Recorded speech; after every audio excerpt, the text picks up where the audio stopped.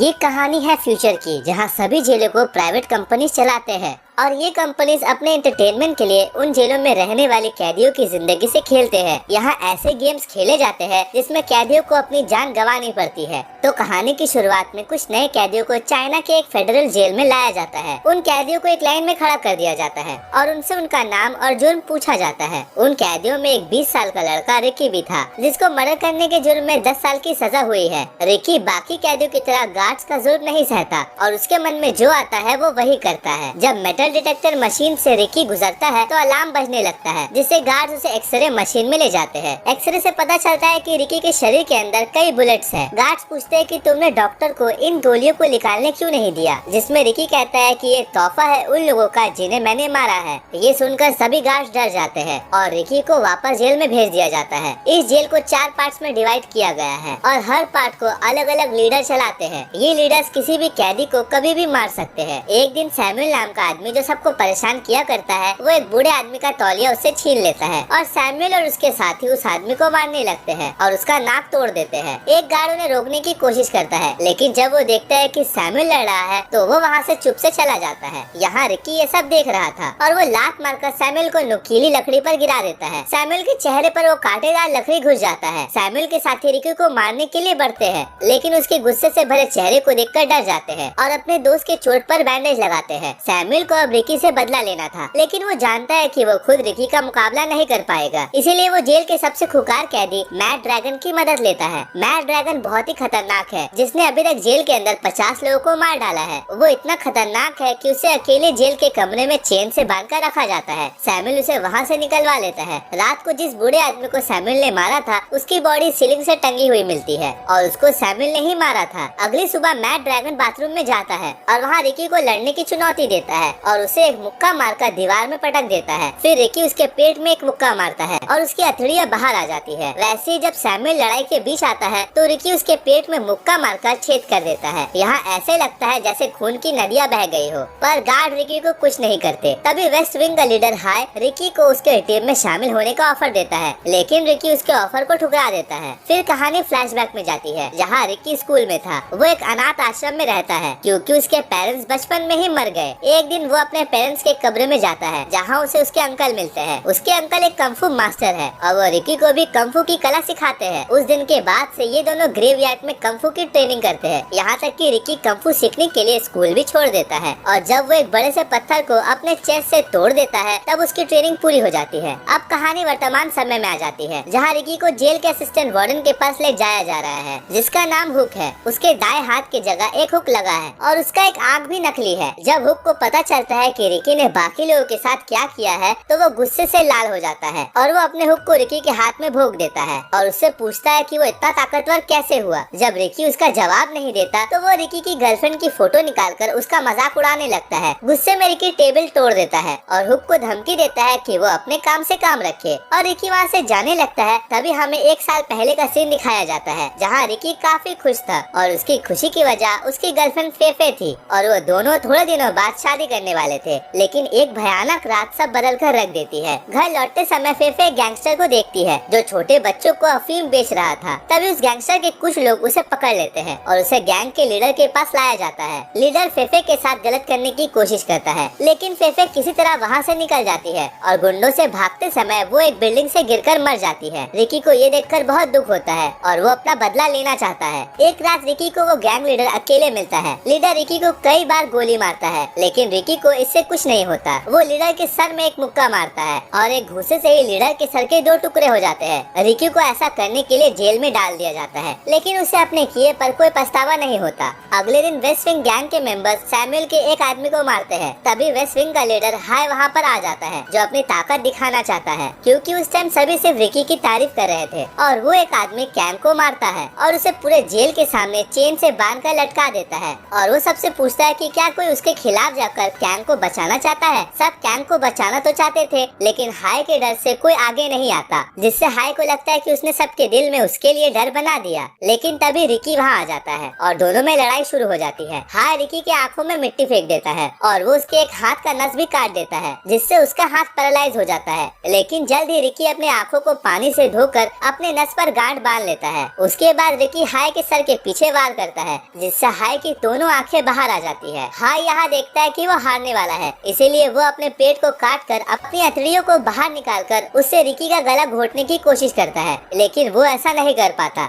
आखिरकार रिकी उसे मार देता है और कैंग को नीचे उतार लेता है। तभी तीनों विंग के लीडर्स वहाँ आते हैं। वो तीनों असिस्टेंट वार्डन को प्रोटेक्ट करते हैं, पर रिकी को मारते नहीं। अगले दिन रिकी एक लड़के सो को अकेले बैठे देखता है और वो उसके पास जाकर बैठता है, जहाँ उसे पता चलता है कि सो बोल नहीं सकता, क्योंकि एक लीडर ने उसकी जुबान काट दी थी। वो बोल नहीं सकता, इसीलिए रिकी उसे एक फ्लूट देता है, जिसके बदले वो रिकी को एक अफीम का पत्ता देता है। रिकी सो से पूछता है कि उसे ये अफीम के पत्ते कहाँ से मिले। तब उसे पता चलता है कि साउथ विंग का लीडर और हुक जेल के साउथ विंग में अफीम की खेती कर रहे हैं, जिसे स्कूल के बच्चों को बेचा जाता है। फेफे की मौत भी अफीम के कारण हुई थी, इसीलिए रिकी उस अफीम की खेती को बंद करने का ठान लेता है। सो की दोस्ती रिकी से हो गई थी, इसीलिए लीडर सो को पकड़कर उसकी पूरी चमड़ी उखाड़ देते हैं और उसे मारकर बाहर फेंक देते हैं। रिकी को ये देखकर बहुत दुख होता है। रात को रिकी साउथ विंग में जाता है और वहाँ पूरी अफीम की खेती में आग लगा देता है। आग इतनी बढ़ जाती है कि वो रखे स्टॉक को भी जला देती है। ये देखकर गुस्से में साउथ लीडर रिकी पर हमला कर देता है। रिकी उसे मारने लगता है, लेकिन तभी तीनों लीडर्स वहाँ आ जाते हैं और सब मिलकर रिकी पर हमला करते हैं। तीनों अपने पावर्स का इस्तेमाल करके रिकी को पकड़कर एक कमरे में बंद कर देते हैं। इस लीडर रिकी के पास आता है। वो उससे अकेला लड़ना चाहता था, लेकिन तभी रूम में सीमेंट भरने लगता है। ये हुक का प्लान था ताकि वो रिकी को मार सके, लेकिन रिकी अपनी और उस लीडर की जान बचा लेता है। लेकिन तभी सीमेंट हार्ड होने लगता है, जिससे रिकी हिल नहीं पाता और उसे फिर से पकड़ लिया जाता है। अगले दिन जेल का मेन वार्डन अपनी हवाई ट्रिप से वापस आ जाता है। वो अपने साथ अपने मोटे बेटे वोंग को वहाँ लाया था। वोंग इतना मोटा है कि वो चल नहीं पाता और कारपेट में गिर जाता है, जिससे गुस्सा होकर कारपेट बिछाने वाले को मार दिया जाता है। वार्डन जेल के कैदियों को कीड़े मकोड़े की तरह समझता था, जिन्हें बिना परवाह किए मार देना चाहिए। जब उसे अफीम की खेती जलने की बात पता चलती है तो वो गुस्से से लाल हो जाता है। हुक उसे रिकी के पास लाता है, जो अभी सीलिंग से बंधा हुआ है। वो अभी भी सीमेंट में जमा हुआ है, लेकिन वार्डन को देखकर वो सीमेंट को अपने शरीर से हटा लेता है। फिर वो वार्डन को मारता है, लेकिन तभी इस लीडर उसके हाथों को लॉक कर देता है और उसे मारने लगता है, ताकि वार्डन और उसके बेटे का मनोरंजन हो सके। रिकी को यहाँ बहुत बुरी तरह टॉर्चर किया जाता है, लेकिन तभी कोई फेफे के बारे बात करता है, जिसे सुनकर रिकी अपने हाथ खोल लेता है और इस लीडर को गले में मुक्का मारकर उसे मार देता है। तभी रिकी कुछ बोल पाता, मेटल की सीलिंग नीचे आने लगती है, लेकिन समय रहते रिकी बचकर निकल जाता है। ये देखकर सब चौंक जाते हैं। तभी उसे एक होल में गिरा दिया जाता है और जेल के कैदियों को उसे जमीन में गाड़ने को बोला जाता है। सभी कैदी डर कर वैसा ही करते हैं और रिकी को सिर्फ एक बैम्बू दिया जाता है, जिससे वो जमीन के अंदर सांस ले सके। उसे एक हफ्ते तक वहीं रखा जाता है, जहाँ वो हर सेकंड से फेफे के बारे सोचता है। और 8वें दिन वार्डन गार्ड्स को ऑर्डर देता है कि वो रिकी की डेड बॉडी को बाहर निकाले, ताकि सब कैदी देख सके कि जेल के रूल्स के खिलाफ जाने वाले लोगों के साथ क्या होता है। रिकी को बाहर निकाला जाता है, लेकिन यहाँ सब देखकर चौंक जाते हैं कि रिकी तो बिल्कुल सही सलामत है और यहाँ तक कि 7 दिन बिना कुछ खाए पिए वो उछल कूद भी कर पा रहा था। ये देखकर सब कैदी रिकी की तारीफ करने लगते हैं, जिससे साउथ लीडर को बहुत जलन होती है। और रिकी जब बातों में उलझा था,